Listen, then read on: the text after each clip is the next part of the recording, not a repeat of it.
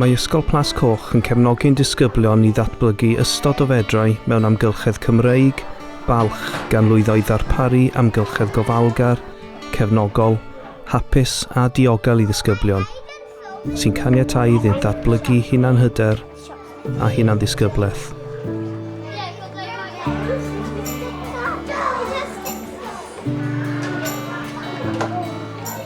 Rydym yn annog a chefnogi parch, cwrteisi a gymddiriadaeth gan y plant, sy'n cyfrannu at ethos gynhwysol yr ysgol, gyda'r parch a gofal yn cael effaith gadarnhaol ar agweddau disgyblion a'i parodrwydd i ddysgu.